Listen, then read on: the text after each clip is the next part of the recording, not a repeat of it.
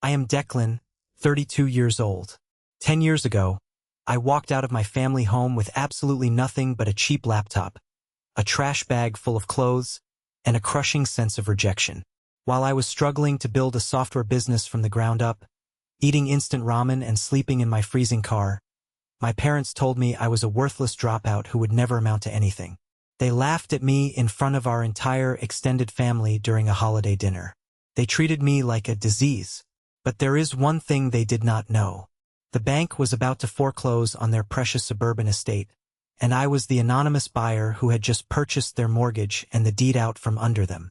And right now, they are begging me not to throw them out into the very streets they banished me to. Before I tell you exactly how all of this went down, please hit that like button if you believe in karma and true justice. And do not forget to let me know where you are watching from in the comments below. Your support means everything. Now, let us go back to the night this all exploded. I was not even out of my heavy winter jacket when the insult hit me. I pushed the heavy oak front door open, bringing a violent gust of freezing December wind inside with me. The drive to my sister Fiona's new house had been miserable. The roads were slick with black ice, and the radio was playing the same 5 repetitive holiday songs, creating a cheerful atmosphere that completely contradicted the tight knot forming in my stomach. I was still shaking the wet snow off my boots, listening to the rubber soles squeak aggressively against the polished hardwood floor of her pristine entryway. The house smelled strongly of cinnamon, artificial pine needles, and roasted turkey. It was supposed to be a warm, inviting holiday smell. To me, it just smelled like decades of suffocating tension, forced smiles, and buried resentments.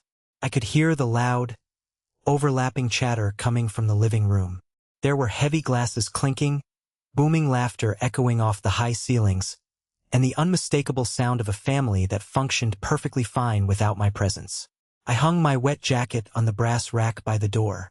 As I stepped into the wide archway of the living room, the conversation did not stop immediately. It just shifted. The temperature in the room seemed to drop 10 degrees. My dad, Richard, was sitting in a massive leather recliner right by the roaring fireplace, swirling a glass of expensive bourbon. He did not smile. He did not stand up to greet his youngest son. He just looked me up and down, taking in my faded denim jeans, my plain black sweater, and my scuffed work boots. His upper lip curled into a familiar, practiced sneer that I had seen 1,000 times before. "Didn't know they let dropouts in here," Richard muttered. He did not shout it, but in that quiet, echoing room, his voice carried perfectly over the crackling fire. A few relatives, including my Uncle Victor and my cousin Simon, let out a low, rumbling chuckle. It was a practiced laugh. It was the kind of laugh you give when everyone in the room agrees on an inside joke that has been running for over a decade. I was the joke. I had always been the punchline to their twisted family comedy. I did not say a word in response. I did not defend myself. I just gave a tight, polite nod as if I completely agreed with his brutal assessment of my life, and walked right past them. I found an empty chair at the very back of the long dining table, right next to a drafty window where the cold air seeped through the glass, and sat down. I told myself to just breathe. I was only here to make a brief appearance, eat a plate of dry turkey, keep my head down, and disappear back into the night. But things rarely go as planned in my family. An hour later, we were all seated for the main dinner. The table was packed elbow to elbow with aunts, uncles, and cousins who only cared about keeping up appearances. Directly across from me sat Gavin. He was my sister Fiona's husband. We had never really spoken much in the past. He was a textbook corporate climber, always wearing crisp designer shirts and loudly broadcasting his salary bumps, his 401k matches, and his quarterly bonuses to anyone who would listen. He thrived on the superficial validation that my father handed out. During a lull in the loud, obnoxious conversation about golf handicaps and real estate taxes, Gavin leaned forward, aggressively stabbing a piece of turkey with his silver fork. "So, Declan?" Gavin asked, his tone casual but laced with that familiar patronizing edge my family specialized in. "Where do you work anyway? Still doing odd jobs out of your apartment?" Fiona mentioned you were good with computers. I paused. I looked down at my plate, watching the gravy congeal, then looked back up at him. I was so incredibly tired of shrinking myself to fit their pathetic narrative. I did not want to lie anymore. I did not want to hide my life to protect their fragile egos. I work at Nexus Financial, I said calmly, taking a slow sip of my water. Gavin stopped chewing. He blinked hard, his brow furrowing as his brain tried to process the name. Nexus? Wait, that is where I work.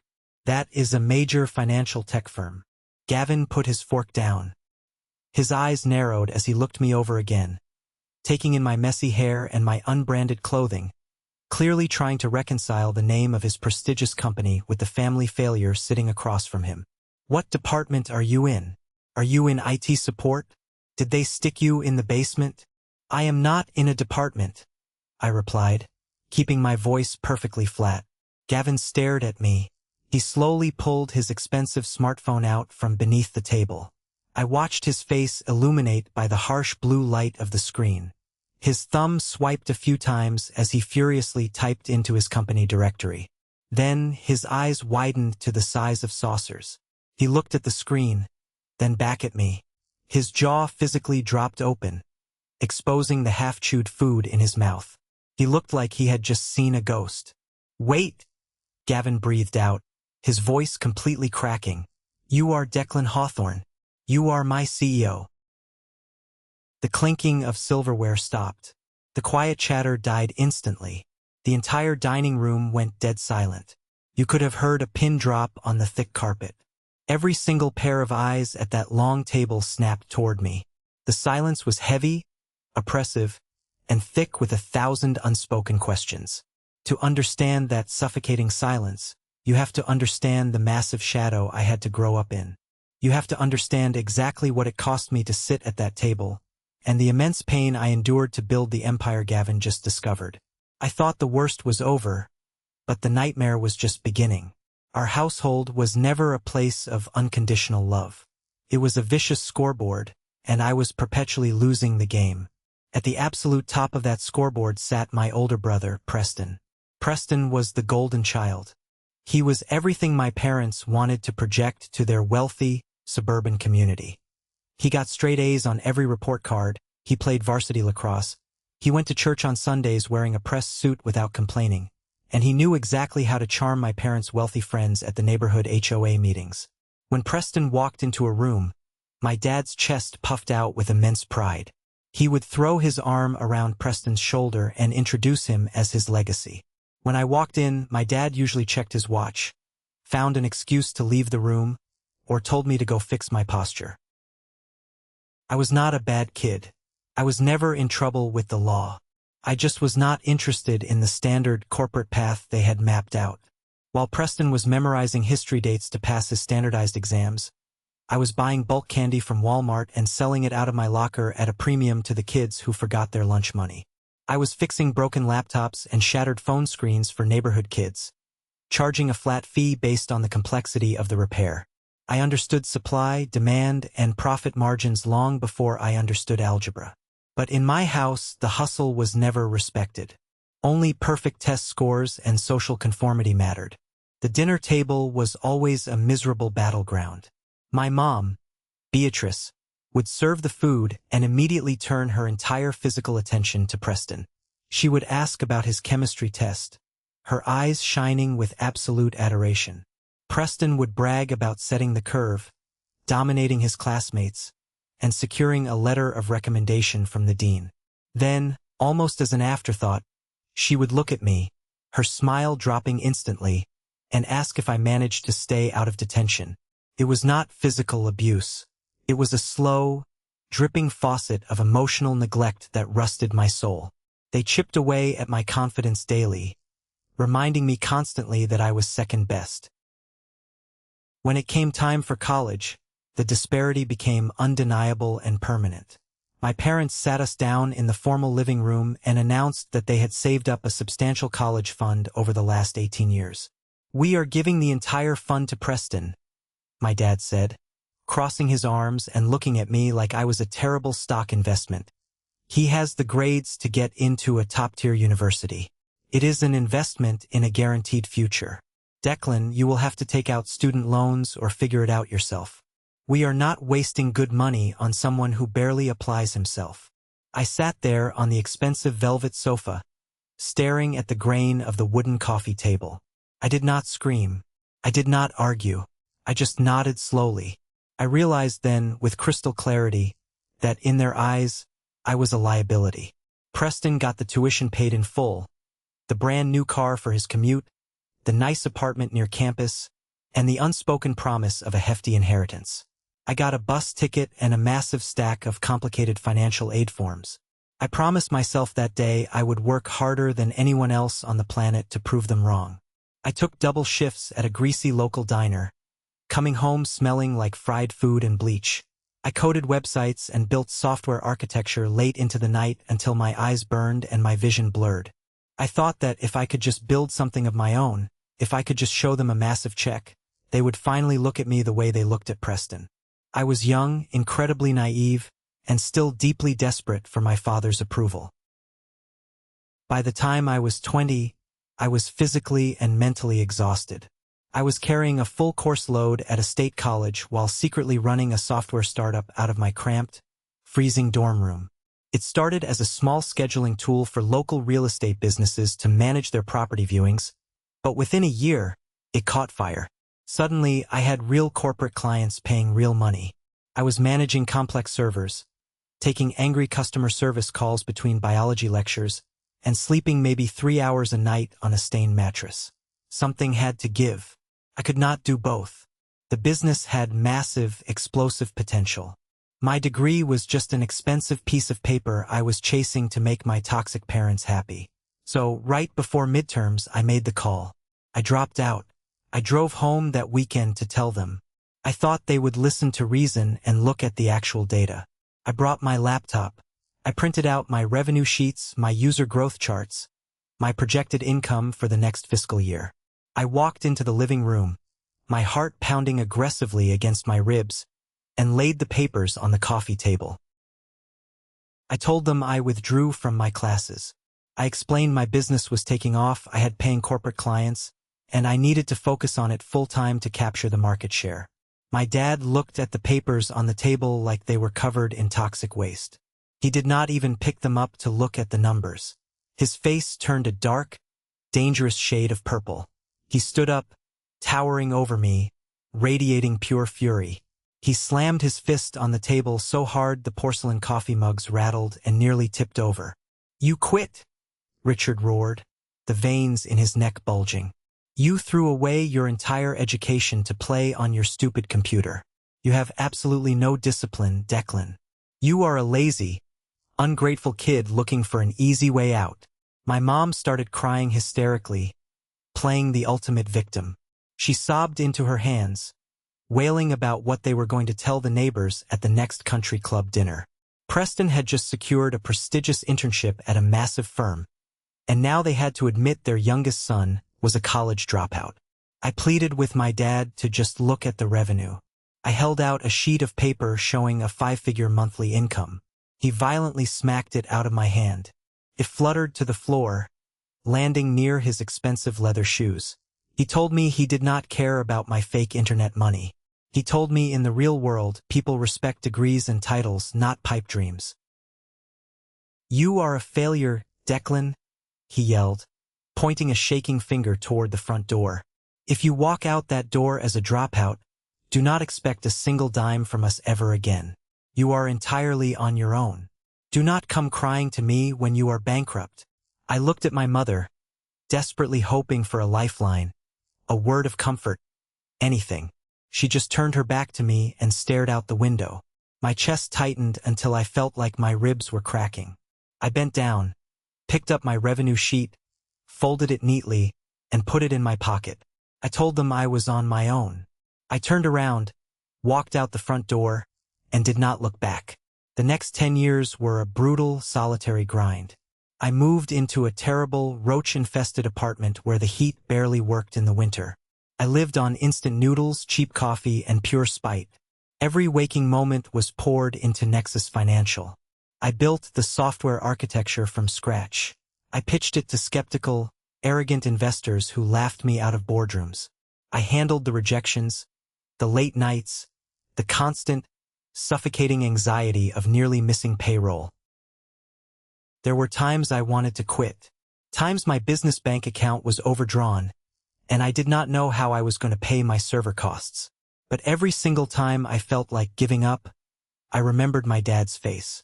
I remembered the vile words, "You are a failure." That deep anger became my primary fuel source. It burned hot and bright, pushing me through 70-hour work weeks. 5 years after I dropped out, I sold my first major software package to a national bank. The check had so many zeros it made my head spin and my hands shake. I upgraded my apartment. I hired real, ruthless executives. 3 years after that, Nexus Financial went public. I stood on a balcony in New York, ringing a bell, surrounded by cheering employees and flashing cameras. My net worth skyrocketed into the tens of millions. Articles were written about my aggressive strategies in major financial magazines. I was a 30-year-old self-made millionaire CEO. But back in my hometown, you would never know it. I never bragged about my massive success to my family. Early on, I realized they did not want to hear it. On the rare occasions I had to see them, like at my grandmother's funeral, the toxic dynamic remained exactly the same. I showed up in a tailored black suit, driving a rented, boring sedan so I would not draw their jealous attention. My relatives would pat Preston on the back for his latest minor corporate promotion, praising his mediocre salary bump, while my mom would look at me with patronizing pity and ask if I was still tinkering with my little computers in my basement. They did not want me to be successful. My failure was the vital glue that held their fragile egos together. As long as I was the screw-up dropout, Preston could be the genius, and my parents could be the long-suffering, perfect parents. If I proved I was successful without their help, without their college fund, without their strict rules, it would mean they were fundamentally wrong about everything. And Richard Hawthorne was never, ever wrong. So I stayed quiet. I let them keep their pathetic illusion because fighting it brought nothing but sheer emotional exhaustion. That was my strategy. Silence and massive physical distance. I thought I could keep that heavy wall up forever. I thought the absolute worst of their abuse was over. I was so incredibly wrong.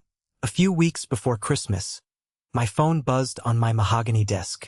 It was my sister, Fiona. Fiona was the middle child. She survived our traumatic childhood by blending perfectly into the wallpaper. She never rocked the boat, never argued, just smiled sweetly and agreed with whatever Dad said. We used to be incredibly close when we were little, before the toxic family dynamics cemented us into our assigned, rigid roles. Her voice sounded thin, breathy, and highly hesitant over the line. She told me she was hosting Christmas dinner this year at her new house. She begged me to come. I rubbed my temples, staring at a complex quarterly spreadsheet, and told her no. I firmly reminded her how these forced gatherings always go. Dad makes aggressive remarks about my lifestyle. Mom actively ignores me to fawn over Preston, and Preston acts like he personally owns the world because he bought a new suit. I told her I had a lot of work to do and could not spare the mental energy. Fiona started crying softly into the receiver. She pleaded with me.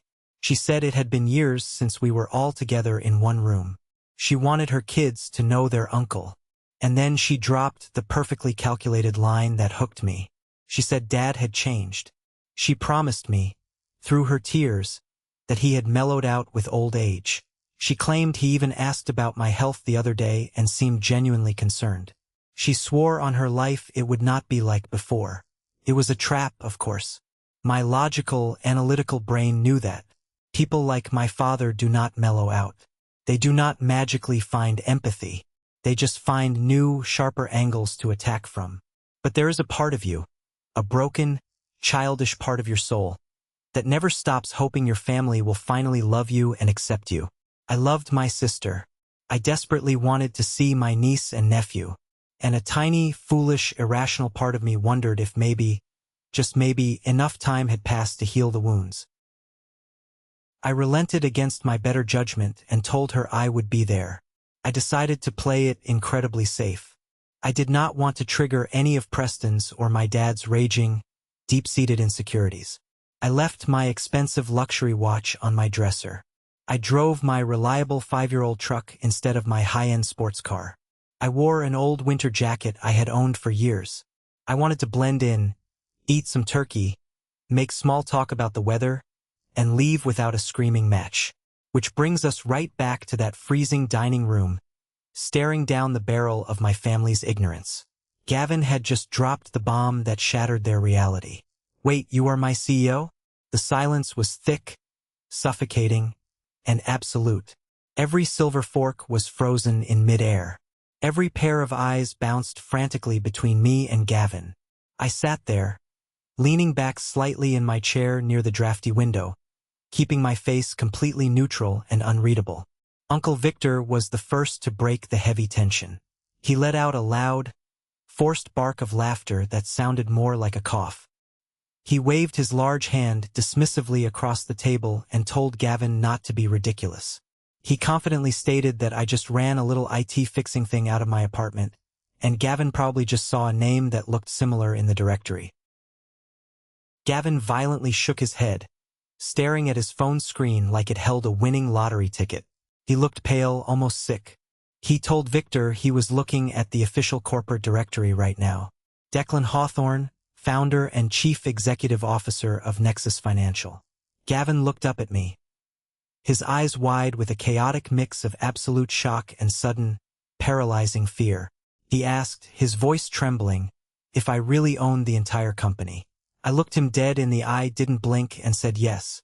My cousin Simon scoffed loudly, shifting uncomfortably in his seat and adjusting his collar. He argued that anybody can register an LLC online for $50 and call themselves a CEO of nothing.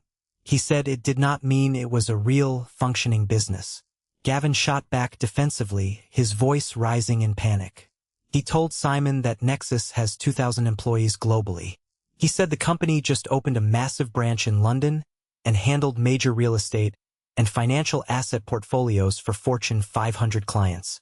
My dad slammed his heavy fist onto the wooden table. The silverware clattered loudly against the fine china.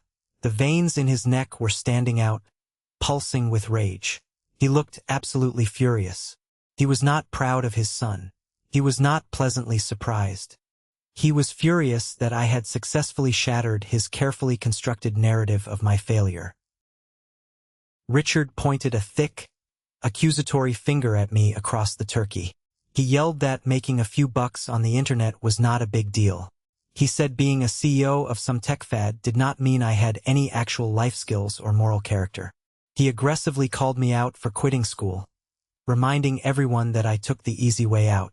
He firmly stated that money does not buy character, and I was still the same lazy kid. I stared at him. The sheer mental gymnastics he was doing to maintain his false superiority in that moment was almost impressive. I had built a multi-million-dollar empire from scratch, generated massive wealth, and in his mind, I was still the useless teenager who needed a harsh lecture. I kept my tone perfectly even, refusing to give him the reaction he wanted.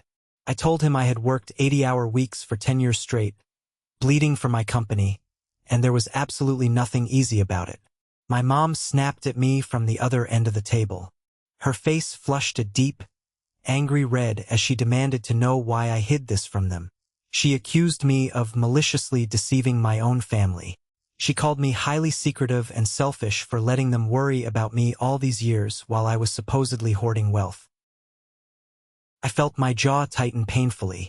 I told her the cold, hard truth.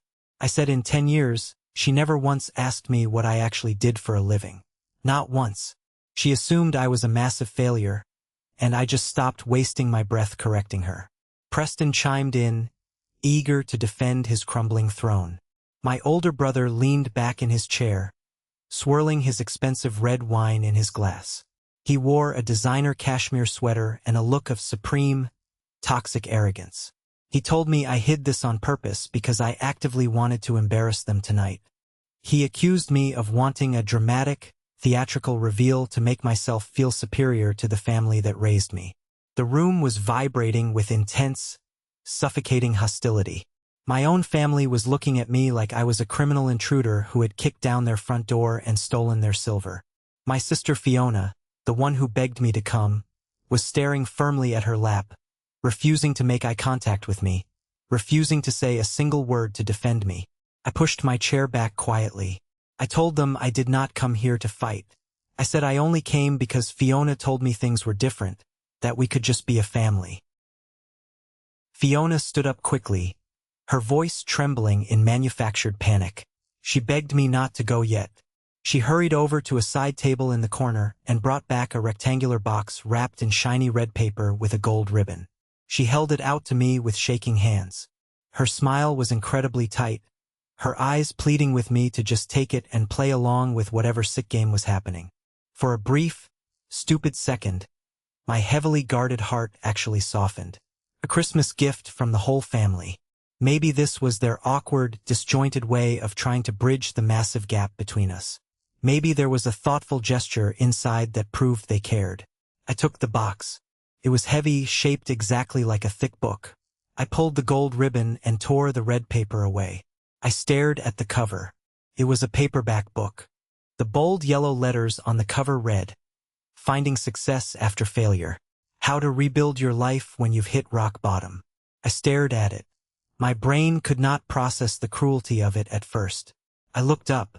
Uncle Victor was grinning broadly, clearly enjoying the show. Preston had a smug, highly satisfied smirk plastered across his face, looking like he had just won a championship game. My dad was nodding slowly, looking incredibly pleased with himself. Richard announced proudly that Preston picked it out, and they all pitched in to buy it. He said since I had been struggling at the bottom for so long, it was time I got some real, actionable guidance. He mentioned it had great chapters on overcoming inherent laziness and apologizing to the people I had deeply let down. A few cousins actually snickered into their napkins. I looked at Preston. His eyes met mine, cold, dead, and triumphant. He had orchestrated this entire execution. He knew I was coming, and he wanted to ensure I remembered my place at the absolute bottom of the family food chain. He wanted to humiliate me in front of everyone, to officially brand me the family loser before I could ever speak. And my parents had eagerly funded and supported the execution. I slowly turned to look at Fiona, the sister who begged me to come, the sister who swore Dad had changed. I asked her, my voice barely above a whisper, if she knew about this. Fiona's eyes filled with crocodile tears, but she looked away quickly. She mumbled that Dad said it would be helpful for me to read it. My chest tightened so hard I could not breathe. It was not just anger. Anger is hot. This was a cold, deep, crushing, agonizing sorrow. The realization hit me with the force of a speeding freight train. Fiona was the ultimate secret manipulator. She played the innocent, crying peacemaker, but she had actively lured me into a firing squad just to keep the peace with our father and secure her own standing in the family. They will never love me. It did not matter if I was a billionaire CEO or a homeless beggar. They desperately, fundamentally needed me to be the failure so they could feel successful about their own deeply mediocre lives. I did not scream. I did not flip the heavy table. I just felt completely hollowed out, like my soul had been scraped clean. I placed the book gently down on the table, right next to the gravy boat. I looked at my father, then at Preston, and finally at Fiona. "Merry Christmas," I said. I turned around and walked out of the dining room. I grabbed my old jacket off the brass rack. As I opened the front door to leave, I heard my dad's voice ring out clearly from the dining room. "See, he can't even take a joke. Always so sensitive. Good riddance." I stepped out into the freezing snow and slammed the door behind me, shutting them out completely. I got into my truck, gripping the steering wheel until my knuckles turned stark white. I watched the warm golden light spilling from my sister's windows onto the pristine snow. My own mother, my own sister, my own father. I threw the truck into drive and sped away. I drove aimlessly for hours through the dark, snowy streets of the city. That night was the beginning of a rapid, terrifying descent into the darkest parts of my mind. But I had no idea just how explosive and devastating my comeback was going to be. Over the next few weeks following that disastrous Christmas, I slipped into a heavy, suffocating depression. I stopped going into the Nexus corporate office. I took high-level executive meetings with my camera off, my voice entirely monotone and devoid of any passion. I let my management team handle the day-to-day operations, the complex salary disputes, and the aggressive real estate acquisitions. I completely stopped working out. I ordered greasy takeout every night and let the empty cardboard boxes pile up on my expensive kitchen counter like a monument to my misery. I would sit on my custom leather couch in the pitch dark, staring blindly at the glittering city skyline, feeling absolutely nothing. I had spent my entire adult life trying to climb a massive, treacherous mountain, firmly believing that at the summit, I would finally find respect and love. But I reached the top, and there was nothing there but cold air and isolation. The money felt entirely useless. The prestigious title of CEO felt hollow and meaningless. My bank account had 7 digits, but when I looked in the mirror, all I saw was the worthless, lazy failure my dad relentlessly insisted I was. They had won. They had bypassed my bank accounts, gotten directly into my head, and destroyed the solid psychological foundation I had spent a decade building. I felt like a total fraud wearing a rich man's suit. A month passed in this miserable haze. It was late January, and my luxury penthouse apartment was a disaster zone. One afternoon, running out of clean clothes, I finally decided to do laundry. As I was dragging a heavy basket out of the back of my walk-in closet, I accidentally knocked over a sealed cardboard box I had not opened since I moved in years ago. It spilled across the hardwood floor, scattering old college textbooks, spiral notebooks filled with terrible early code, and loose papers. I sat on the floor, heavily sighing, and started picking up the mess. My hands brushed against a folded piece of heavy stock paper. I recognized the texture. I opened it carefully. It was a letter. When I dropped out of college, I had sent a long, highly emotional email to my favorite professor, Alden. He taught a business ethics class that I absolutely loved. I had written to him to apologize for dropping his course, explaining that I felt terrible for quitting, but my startup desperately needed my full attention to survive. I told him I felt like I was making a huge mistake, like I was a complete failure for not finishing what I started. Professor Alden had mailed me a physical, handwritten letter in response. I had not read it in 12 long years. Sitting there on the floor, surrounded by dust and painful old memories, I read his familiar handwriting. Dear Declan, I received your email. Stop apologizing immediately. You are not a failure and you are not quitting. You are simply outgrowing the room you are currently in. Traditional education is a mold. It works beautifully for people who need structure and guidelines. But people like you, Declan, are architects. You build your own structures. Your family may not understand your path because they are looking at you through the lens of their own extreme limitations and fears. Do not let their fear become your reality. Keep building your empire. The world will catch up to you eventually. Proud of you, Alden. I read the letter again and again. You are outgrowing the room. Do not let their fear become your reality. Something deep inside my chest snapped loudly. It was not a gentle, slow realization. It was a violent, seismic shift in my entire worldview. The heavy, suffocating fog of depression instantly lifted, replaced by a massive surge of pure, unadulterated clarity. My parents were not angry because I was a failure. They were angry because my massive success proved they were entirely unnecessary to my survival. Preston was not superior. He was terrified of stepping outside the safe lines they drew for him. They handed me a self-help book not to help me, but because it was the only psychological weapon they had left to pull me back down to their miserable, stagnant level. I stood up. I walked directly into the bathroom and turned on the harsh overhead light. I looked at my messy hair, my unkempt beard, the dark, exhausted circles under my eyes. I was willingly letting them destroy me from a distance. No more, I said out loud to the mirror, my voice hard and cold. I turned on the shower, letting the scalding water hit my back. I washed away a month of absolute misery and self-pity. I shaved my face clean, I walked into my closet and put on a tailored charcoal suit that commanded respect.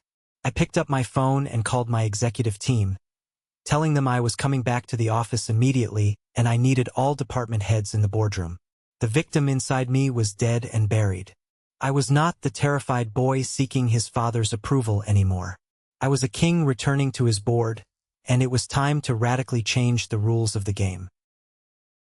2 months later, in early March, my receptionist walked into my office and handed me a thick envelope sent via certified mail. The return address belonged to a prominent, highly expensive local law firm. I took it into my office, sat at my heavy mahogany desk, and sliced it open with a letter opener. Inside was a formal legal document and a typed letter from my parents. Dear Declan, we are looking to downsize our lifestyle. We have decided to sell the family house. Because you are family, we are offering you the first right of refusal to purchase the property at a discounted friends and family rate before we officially list it on the public real estate market. This is a great opportunity for you to invest in a solid asset. Let us know your decision within 14 days. Richard and Beatrice. I leaned back in my heavy leather chair and laughed out loud. It was a cold, sharp, utterly humorless sound. After treating me like garbage at Christmas, after humiliating me in front of the extended family with a book on how to stop being a failure, their next communication was a desperate, thinly veiled attempt to sell me their house. It did not make any logical sense. My dad loved that house more than he loved his children. He loved bragging about his manicured lawn and his expensive siding to his HOA buddies. He would never downsize voluntarily. Something was deeply, fundamentally wrong with their finances. I do not just run a basic software company. I run a massive financial software company. I have access to immense data, public records, and a network of high-level forensic financial analysts. I picked up my phone and called my lead investigator. I demanded a discreet, comprehensive background financial check on Richard Hawthorne. I told them to look for tax liens, recent massive bank withdrawals, offshore accounts, absolutely anything out of the ordinary. It took less than 24 hours to uncover the dirty, pathetic truth. My parents were completely, unequivocally broke. 3 years ago, my dad, desperate to maintain his wealthy facade and keep up with his country club friends, had quietly taken out a massive second mortgage on the family house. He took all that equity, along with a massive chunk of his 401k retirement savings, and invested it into a flashy crypto startup run by a smooth-talking scammer. It was a textbook Ponzi scheme. The startup collapsed overnight. The founder was currently under federal investigation for fraud, and my dad's money was vaporized into thin air. Now, the bank was circling like starving vultures. My parents had missed 4 consecutive mortgage payments. They were exactly 2 weeks away from receiving a formal notice of public foreclosure. They were not offering me the house as a generous family opportunity. They were trying to squeeze cash out of the son they actively despised so they could pay off their massive debts and save face before the bank kicked them to the curb and the entire neighborhood found out they were frauds. They wanted me to be their secret bailout. I sat in my office staring at the financial report, tapping my pen against the desk. A normal son might have felt pity. A normal son might have called them, offered a loan, and tried to mend fences. But I was not a normal son anymore. I was the architect, and they had just handed me the sledgehammer. I did not reply to their pathetic letter. Let them sweat in silence. Instead, I picked up my phone and called Harrison, a senior vice president at the regional bank currently holding my parents' toxic mortgage. Harrison and I had played golf at several corporate retreats. Nexus handled the back-end processing for his bank's entire mobile app infrastructure. Harrison, it is Declan Hawthorne, I said, getting straight to the point. I am looking at a property currently in pre-foreclosure in your portfolio. Address is 424 Elm Street. I want to buy the debt and the deed. All cash. No contingencies. Harrison sounded surprised but eager to please a major client. He pulled the file on his computer. He noticed the last name on the deed and asked, hesitating slightly, if there was any relation. A distant coincidence. I lied smoothly, not missing a beat. I want to acquire it through one of my holding companies, Horizon Property Holdings LLC. Keep my personal name entirely off the paperwork.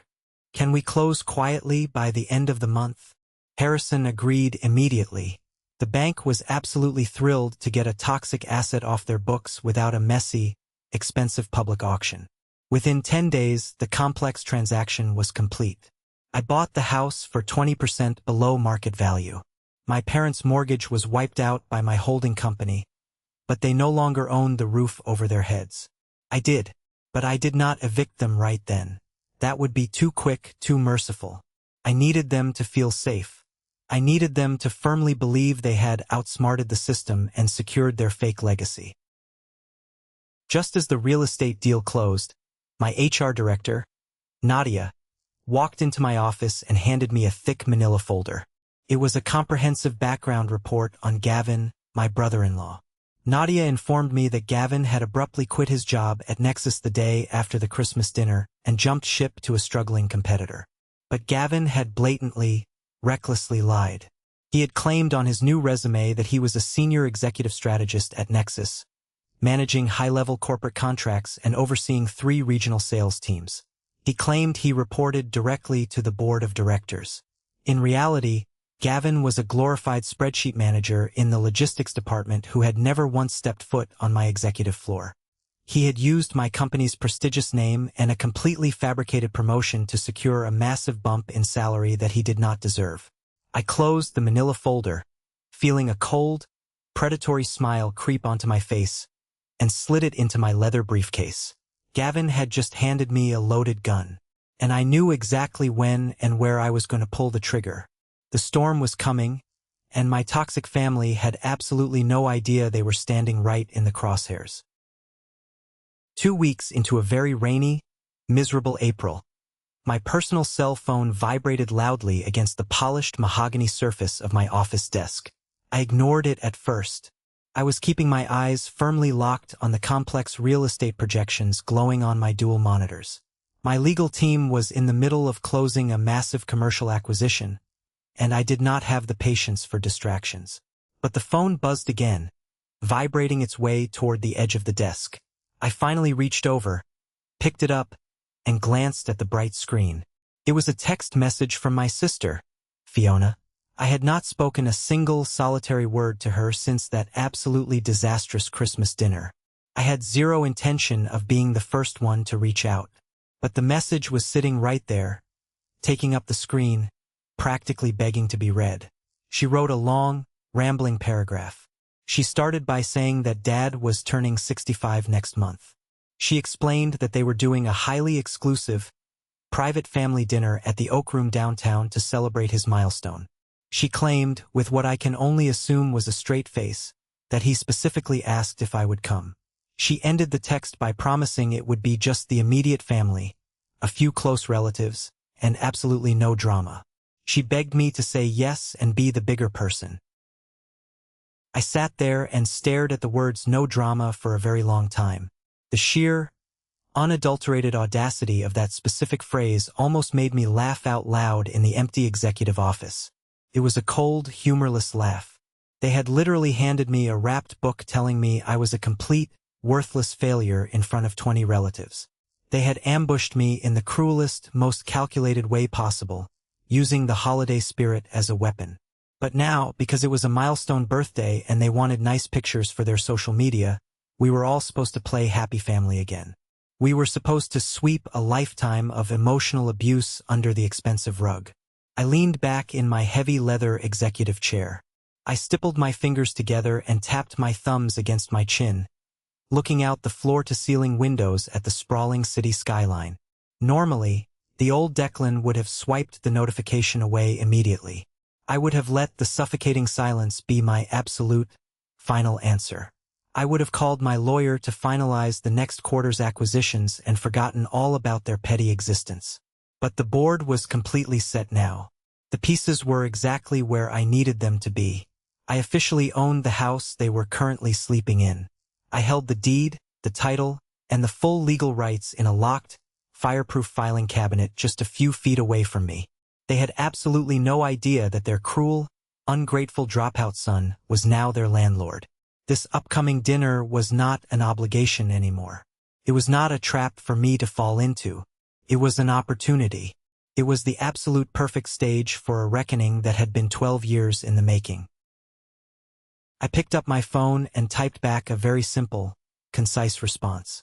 I told her I would be there, and to send me the time and the reservation details. I did not add a smiley face. I did not say I was looking forward to it. The night of the dinner, the city was hit with a torrential, unforgiving downpour. The streets were slick and dangerous, reflecting the bright neon lights of the downtown financial district. I told my driver to take the night off and drove my truck myself.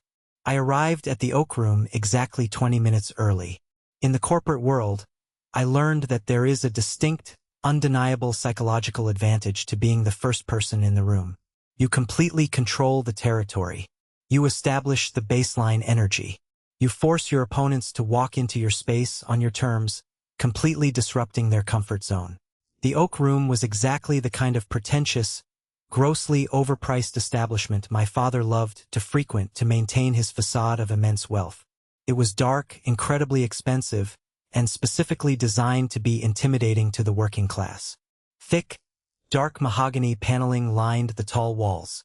Crisp, heavily starched white tablecloths caught the dim, moody lighting from the crystal chandeliers overhead. Heavy crystal water glasses and imported silverware sat perfectly at every single setting. Waiters in pristine white coats moved silently in the shadows like well-trained ghosts.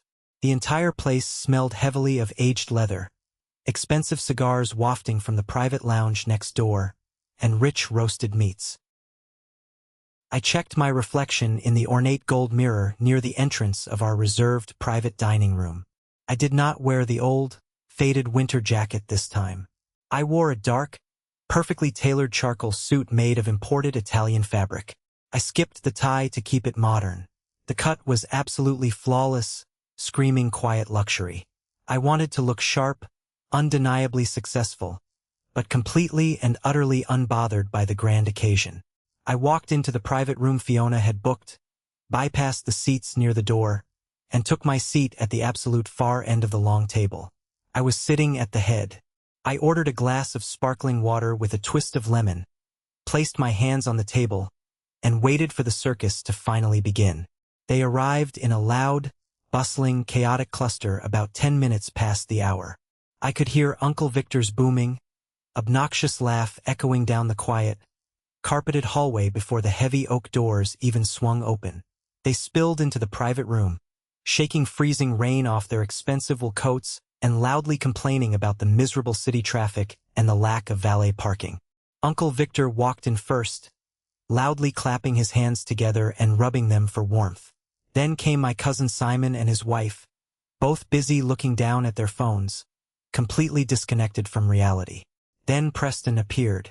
My older, supposedly perfect brother strolled in wearing a double-breasted navy cashmere blazer that probably cost more than a reliable used car. He had this infuriating, permanent smirk attached to his face.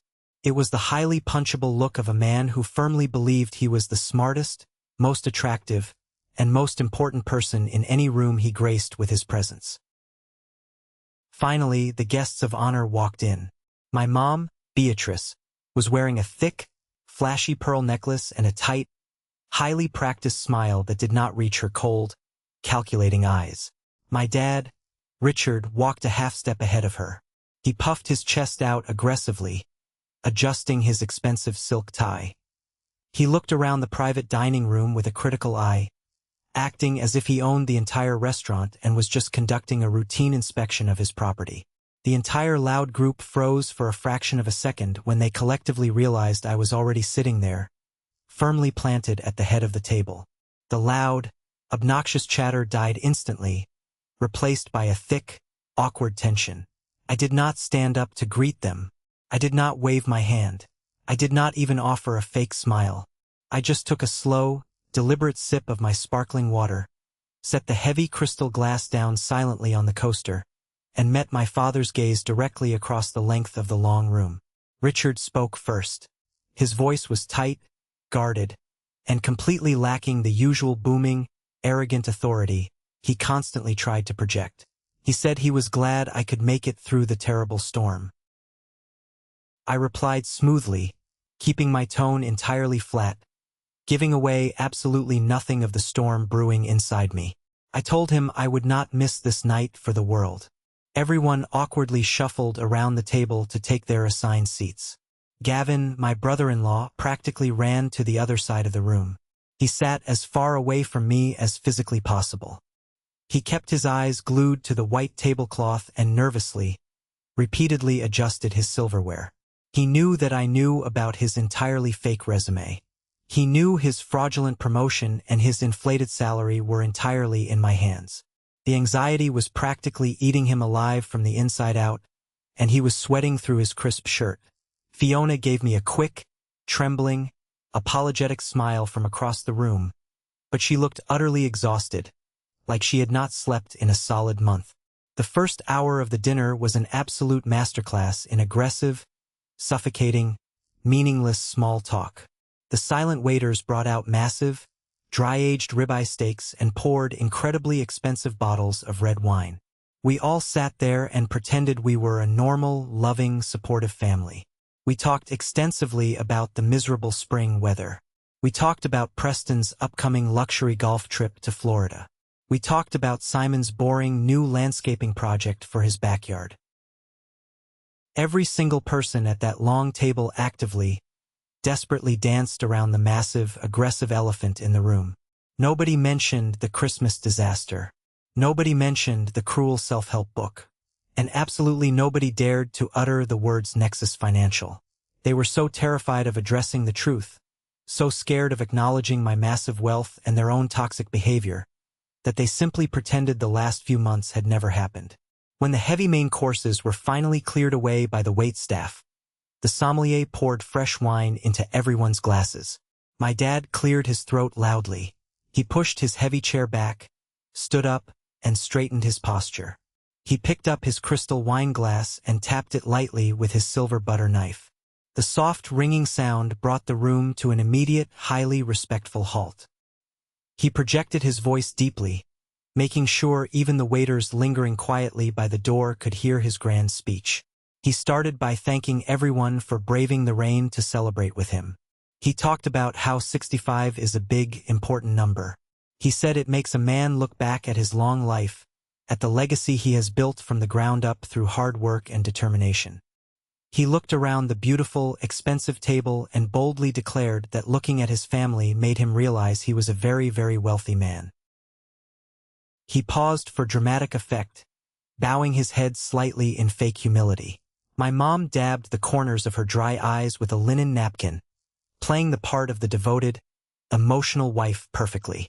Then, Richard turned his eyes directly to me. He locked his gaze with mine, his face adopting a carefully constructed, award-winning mask of deep paternal concern. He told the entire silent room that he knew things had not always been perfect between us. He publicly admitted we had not always seen eye to eye on how the real world works. But he wanted me to know, right there in front of our whole extended family, that he had always wanted the absolute best for me. He claimed, with zero hesitation, that every hard lesson he taught me, every tough conversation we had, was all done out of pure, unconditional love. He said he pushed me hard because he just wanted me to succeed. It was a brilliant, sickening, Oscar-worthy performance. Truly was. If you did not know the ugly, pathetic truth hiding behind his completely drained bank accounts and his impending public foreclosure, you would genuinely think he was a loving, misunderstood father extending a beautiful olive branch to a difficult, rebellious son. Preston nodded approvingly, taking a slow sip of his wine, acting like the wise older brother. My mom reached over and squeezed my dad's hand tightly for the cameras. Uncle Victor gave a low, affirming hum of agreement. They were all waiting for me to break. They were waiting for the emotional music to swell, for me to lower my head, apologize for being a disappointment, and thank him for his infinite, unyielding grace. I looked at my father. I did not blink. I did not shed a tear. I just gave a slow, highly measured nod. I told him I appreciated him saying that, keeping my voice completely flat, completely devoid of any real emotion. He smiled. It was a victorious, highly self-satisfied grin spreading across his face. He sat back down in his chair, taking a large gulp of wine. He firmly thought he had won. He thought he had successfully reestablished the old toxic hierarchy. He thought his dark financial secrets were completely safe, and he was still the undisputed king of the castle. He was sitting right in the center of the trap of his own complacency, and the timer was about to hit 0. About 10 minutes after my dad's ridiculous, intensely hypocritical speech, the heavy double doors of the private dining room swung open. 3 waiters wheeled in a massive, multi-tiered chocolate cake. The number 65 was burning brightly in the center, flanked by large gold sparkler candles shooting sparks into the air. Everyone clapped enthusiastically and sang the traditional birthday song loudly. The cameras on their phones flashed brightly, capturing the absolute perfect illusion of a happy, wealthy, successful family celebrating their beloved patriarch. My dad leaned over, his face glowing in the candlelight, and blew out the candles to a loud round of applause from the assembled relatives. As the waiters started expertly slicing the cake and passing out the small dessert plates, I knew the time had finally come to pull the trigger. I slowly pushed my heavy wooden chair back. The legs scraped slightly against the hardwood floor. I stood up to my full height, straightening my suit jacket. I picked up my crystal water glass. I did not tap it with a knife. I did not raise my voice to ask for their attention. I just stood there at the head of the table in complete, commanding heavy silence until the chatter naturally died down. The silver forks stopped clinking against the porcelain plates. The hushed whispers completely ceased. Every single face in the room slowly turned toward me, their expressions ranging from mild curiosity to deep annoyance. I started speaking, making sure my voice carried clearly, calmly, and authoritatively across the quiet room. I told them that before we wrap up this wonderful evening, I wanted to make a quick toast of my own. I looked directly at Richard and said that his touching speech about looking back at what you have built really resonated with me on a deep level. I stepped away from my chair and paced slowly behind it, keeping my hands casually in my pockets. I reminded the room that I had spent the last 10 years sacrificing absolutely everything, working 80-hour weeks, to build my software company into a global entity. I said it took a lot of late nights and a lot of brutal rejections, but recently I decided it was time to radically diversify my financial portfolio. I announced that I had started moving heavily into commercial and residential real estate. A few cousins nodded politely, looking highly confused as to why I was bringing up my business portfolio during a birthday dinner. Preston rolled his eyes aggressively, clearly bored by the topic, and picked up his phone to check a message, completely dismissing my presence. I kept pacing. I told the room that I was not interested in flipping cheap houses or building basic strip malls for a quick profit. I said I was strictly interested in legacy projects. I wanted to build community spaces and collaborative startup incubators specifically designed for young kids who do not have massive college funds. Kids who do not have a guaranteed inheritance waiting for them. Kids who do not have rich, connected parents to bail them out of their inevitable mistakes. I said I wanted to help the kids who needed a real, honest chance to build something from absolutely nothing. The room was growing very quiet. The air was getting thick. My dad was watching me closely now. His jaw was tightening. The fake smile had completely vanished from his face. He was sensing a massive shift in the atmosphere, but he could not pinpoint the exact threat yet. I stopped my pacing. I stood completely still, planted my feet firmly, and looked directly into my father's eyes. I held his gaze with a cold, unbreakable stare. I told him that one of those potential incubator properties just came across my desk a few weeks ago. I described it as a beautiful, large home in the affluent suburbs that carried a lot of deep personal history.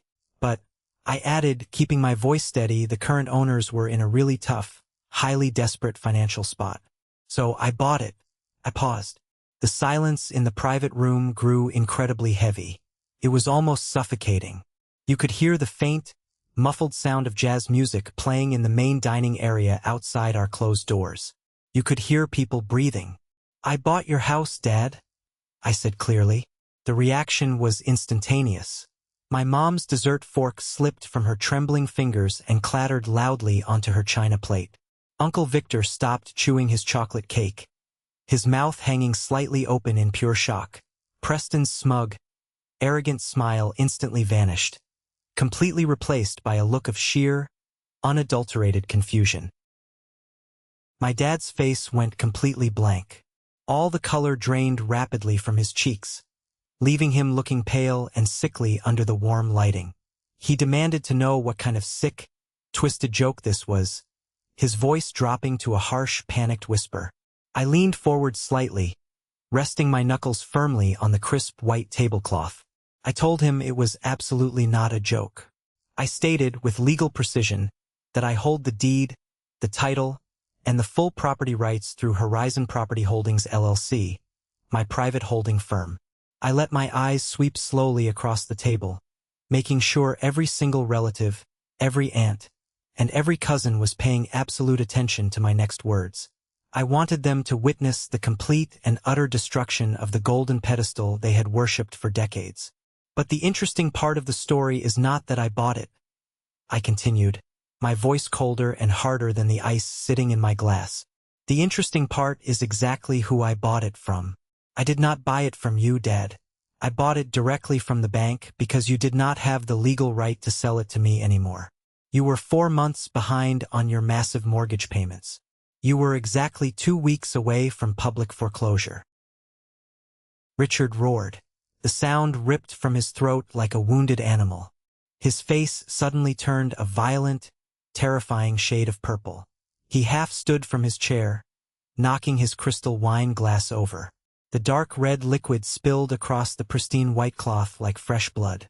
He screamed at me to shut my mouth, aggressively claiming I did not know what the hell I was talking about. I shot back immediately, my voice cutting through his screaming like a blade. I refused to back down a single inch. I told him I knew exactly what I was talking about. I exposed the entire pathetic truth to the room. I told everyone how he secretly took out a massive second mortgage on the family home to fund a ridiculous crypto scam run by a 20-something con artist. I revealed how he lost every single dime of his 401k and retirement savings in a basic Ponzi scheme. And I exposed the certified letter he sent me, pretending to offer a generous family discount on the house, because he was desperate to use my hard-earned money to save his own skin before the entire neighborhood found out he was utterly bankrupt. The room erupted in loud, chaotic gasps. My aunt covered her mouth with both hands in sheer shock. Simon stared at my dad in absolute wide-eyed horror, completely unable to process the magnitude of the lie. The grand illusion was shattered into a million unfixable pieces. My mom started sobbing hysterically, gripping the edge of the table so hard her knuckles turned white. She begged Richard to tell them I was lying. She pleaded with him to deny the accusations and prove me wrong. But Richard could not speak. He was hyperventilating, his chest heaving aggressively under his expensive suit. He was gripping the back of his chair so hard he looked like he was going to snap the wood. His perfect, flawless facade, the lie he had viciously protected for decades by tearing me down and calling me a failure, had just been completely detonated in front of the very people he spent his entire life trying to impress. My mom choked out a sentence, pointing a shaking, accusatory finger at me while heavy tears ruined her expensive makeup. She realized the timeline. She realized that the generic letter from the property management company last month meant I had been their legal landlord this entire time, and I had not said a single word. I stood perfectly still amidst the screaming chaos and confirmed it. I told her I paid their property taxes. I paid their exorbitant utility bills. I kept the heat on and a roof over their heads for the last month because, unlike them, I do not kick my family out into the freezing cold the second they fail. Preston stood up abruptly, his chair scraping violently against the hardwood floor. He looked frantic, desperately trying to salvage the situation and protect his rapidly disappearing inheritance. He spat venom at me, calling me an arrogant, sociopathic piece of trash. He accused me of orchestrating this whole elaborate, cruel thing just to embarrass Dad on his birthday. He commanded me to sit down and shut my mouth immediately.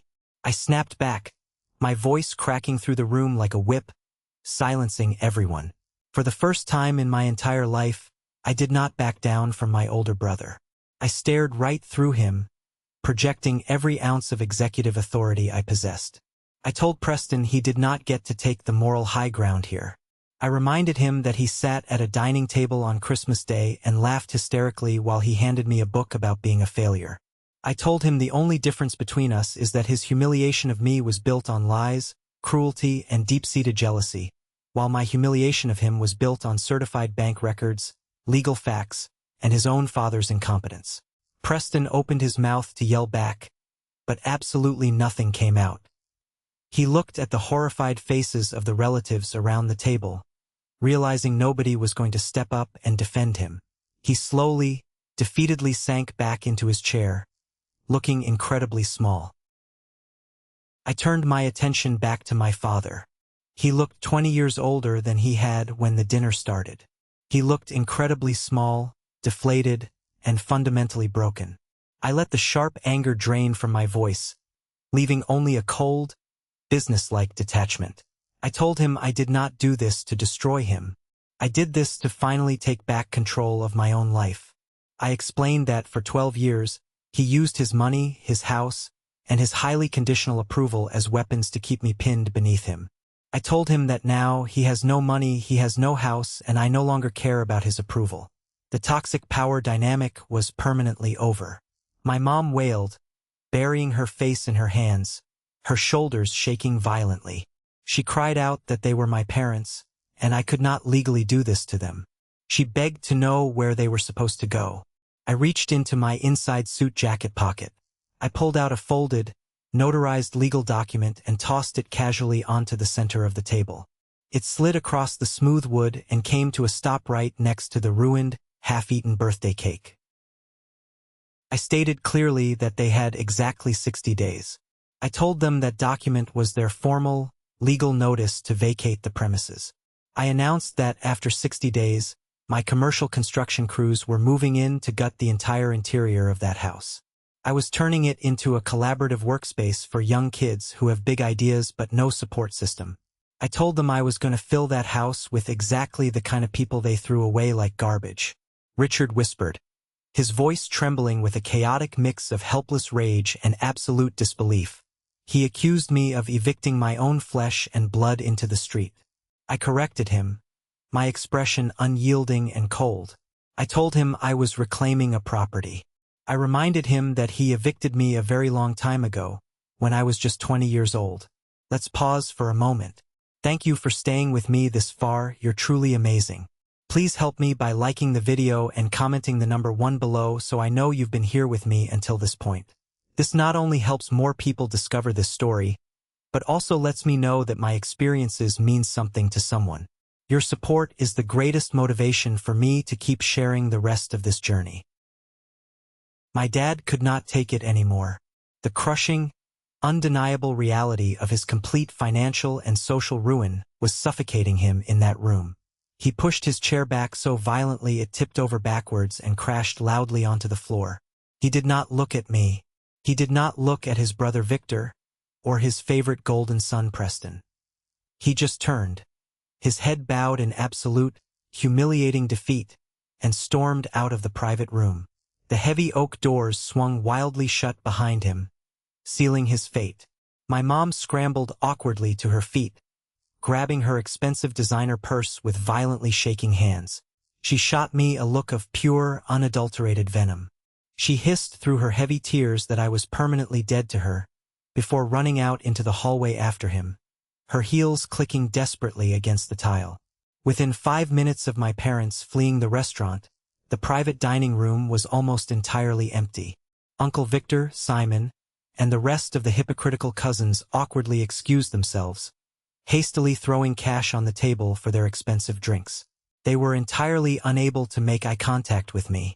They rushed out the door like they were fleeing a burning building, desperate to distance themselves from the massive blast radius of my father's ruined reputation. They wanted absolutely nothing to do with poverty. The only people left in the quiet, messy room were Fiona and Gavin. They were sitting completely frozen at the table, surrounded by half-eaten cake, spilled red wine, and shattered family illusions. Fiona had dark mascara running down her cheeks in thick streams, silently crying into a linen napkin. Gavin looked pale and clammy, sweating through his crisp, expensive shirt like he was going to be physically sick right there on the expensive carpet. I picked up my leather briefcase from the floor and popped the heavy brass latches. I reached inside and pulled out two thick, unsealed white envelopes. I walked slowly around the long table, my footsteps muffled by the thick carpet, and stopped directly behind Fiona's chair. I placed the first envelope gently on the table right in front of her. She whispered, her voice thick and raspy with tears, asking what it was. She stared at the blank envelope like it was a live explosive device. I crouched down slightly so I was closer to her eye level. I told her it was a fully funded college fund. I explained it was a legally binding trust document for her kids. I assured her that their tuition was completely covered wherever they eventually wanted to go, whether it was an Ivy League school or a local state college. I told her the money was securely locked in, it was managed directly by my firm, and Dad could never, ever touch it or manipulate it to pay off his massive debts. Fiona looked up at me, her eyes wide with shock and deep, agonizing confusion. She asked why, after everything that just happened tonight, and after the terrible, manipulative way she treated me at Christmas, I would do this for her kids. I told her I was doing it because she was my sister, but more importantly, because I know exactly what it feels like to sit at a family dinner table and be told you are a burden, a failure, and not worth the investment. I promised her I would never, ever let her kids feel that way. I told her I loved her, but I would not be coming around for Thanksgiving or Christmas holidays anymore. I had to permanently protect my own peace now. She let out a broken, agonizing sob and reached out, gripping my hand tightly with both of hers. I squeezed back firmly, letting her know I meant every word, then gently pulled my hand away. I took 2 steps to the right and stood directly behind Gavin. He stiffened immediately, staring straight ahead at the blank mahogany wall, practically holding his breath. I dropped the second envelope right onto his dirty dinner plate. It landed with a soft, heavy thud. I dropped the warmth I had for my sister and returned to that cold, calculating, ruthless executive tone. I told Gavin that inside that envelope was a printed copy of the highly fraudulent resume he submitted to his new employer. I informed him that there was also a drafted email from my corporate legal team, prepared to send directly to his new HR department, outlining exactly what he actually did for me at Nexus and providing documented proof of his blatant fraud. Gavin closed his eyes tight. A large bead of sweat rolled down his temple. He whispered in sheer terror, his voice cracking, begging me not to destroy them. He pleaded that they had a massive mortgage, car payments, and kids to feed. I commanded him to open his eyes and listen to me very carefully. He looked up at me like a terrified, cornered animal. I told him he used my company's prestigious name and my decade of hard work to illegally inflate his own worth. I told him he was a fraud who sat at my table, ate my food, and mocked my career. I gave him a choice. Option 1. I send the email tonight, he gets investigated by corporate lawyers, he gets fired for cause, and his entire career in the financial sector is permanently blacklisted. A massive lawsuit would follow. Option 2. He resigns from that job tomorrow morning. He takes a job at a mid-tier logistics firm downtown that I quietly fund. He starts at the absolute bottom as a junior analyst. He works grueling 50-hour weeks, his salary is strictly average, and he earns every single penny of it with no shortcuts and no family drama to protect him. I leaned down, my mouth inches from his ear, and asked him which one it was going to be. Gavin choked out his answer instantly, not hesitating for a single second. He chose option 2. He swore on his life he would do it and frantically thanked me for not completely ruining him. I stood up straight, buttoned my suit jacket, and told him not to thank me. I just told him to do the actual work. I picked up my briefcase, turned my back on the wreckage of the family I used to know, and walked out of the oak room into the rainy night. 6 months passed quickly. The timeline of karma is often slow, but it is incredibly precise. I did not actively seek out information about my toxic family, but when you operate in the high-level business circles of a city, news always trickles back. The universe forcefully balanced the scales. My parents moved out of the Elm Street house exactly on day 60, right at the legal deadline. With their massive, beautiful house gone and their life savings completely wiped out by the crypto scam, they had to face a brutal new reality. They moved into a small, cramped two-bedroom rental apartment on the far industrial outskirts of the city, right near a loud highway. But for people like my parents, the hardest hit was not financial. It was purely social. My dad could no longer host his fancy barbecues. He could no longer attend the HOA meetings and pretend he was the mayor of the cul-de-sac. His friends from the country club quickly stopped calling when the free drinks stopped flowing and the membership dues went unpaid. His entire identity completely dissolved into nothingness. Preston's shining golden armor did not protect him from the harsh light of reality either. Without our dad's money to back his early business ventures and bail him out of his mistakes, Preston's extreme arrogance finally caught up with him. He got deeply involved in an ugly internal lawsuit at his prestigious architecture firm after trying to maliciously take credit for a junior partner's award-winning design. The firm's board investigated, uncovered a long, highly documented trail of toxic behavior, and unceremoniously fired him. To make matters worse, the intense stress of the public scandal caused his wife to file for divorce, leading to a nasty, drawn-out custody battle over their assets and a mountain of expensive lawyer fees. He lost his promotion, his marriage, and eventually the bank repossessed his luxury Porsche. The golden child was completely ruined. Gavin actually kept his word. He swallowed his massive pride, kept his head down, worked grueling hours in a small, windowless cubicle, and provided an honest living for Fiona and the kids. Knowing I was the invisible hand behind his modest paycheck kept his ego firmly in check. The humid, oppressive summer faded, and the leaves on the trees outside my corner office window turned from a bright, vibrant green to a deep autumn orange. A lot can change in 6 months when you finally stop letting the dark, heavy ghosts of your past dictate your future. My mental and physical state had completely transformed. The heavy fog of depression that had clung to me since that awful Christmas dinner was entirely gone, evaporated by the sheer force of taking my power back. I was sleeping a solid 8 hours a night. I was back in the gym lifting heavy weights every single morning. I was leading Nexus Financial with a renewed, laser-like focus and a much lighter heart. I had finally realized a fundamental, life-altering truth. True success is not about proving your haters wrong. It is not about revenge or showing off your massive bank account or your job title. True success is about taking the profound pain you survived and using it to make sure someone else does not have to go through the exact same thing. With that in mind, I started spending my Tuesday and Thursday afternoons completely away from the corporate skyscraper. I would go sit at a small, independent coffee shop near the local university campus. I was not there to drink overpriced lattes or check emails. I was there to mentor. That is exactly where I met Toby.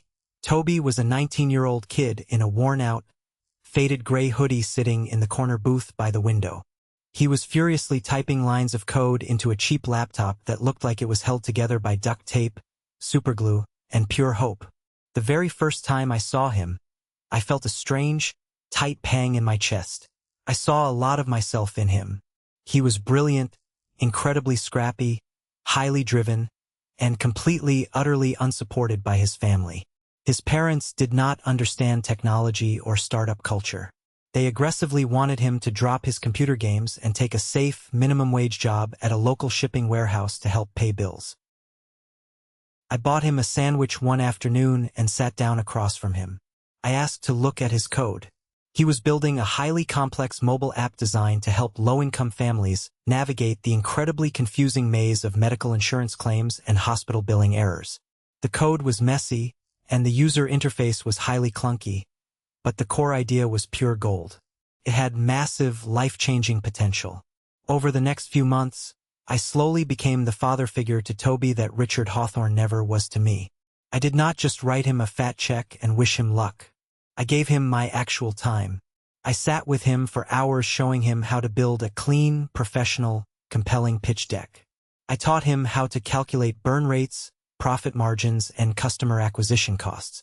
I role-played high-pressure investor meetings with him in my executive boardroom until he stopped nervously staring at his shoes and started speaking with real conviction, passion, and absolute authority. In late October, the big day finally arrived. I sat quietly in the back corner of a brightly lit conference room while Toby stood at the front, pitching his healthcare app to a group of heavyweight angel investors I had personally introduced him to. I watched him work the room. He absolutely nailed it. He was confident, passionate, and armed with bulletproof data that we had spent weeks refining. By the end of the 45-minute meeting, he had secured $500,000 in seed funding to officially launch his company. As soon as the wealthy investors shook his hand and left the room, Toby ran over to me, tears streaming down his face, and practically tackled me in a massive hug. He cried out that they actually believed in it. They believed in him. I hugged the kid back tightly, feeling a massive, unexpected lump form in my throat. Watching Toby succeed, knowing I had a direct hand in lifting him up and validating his immense worth, gave me a high that no corporate buyout or personal stock surge ever could.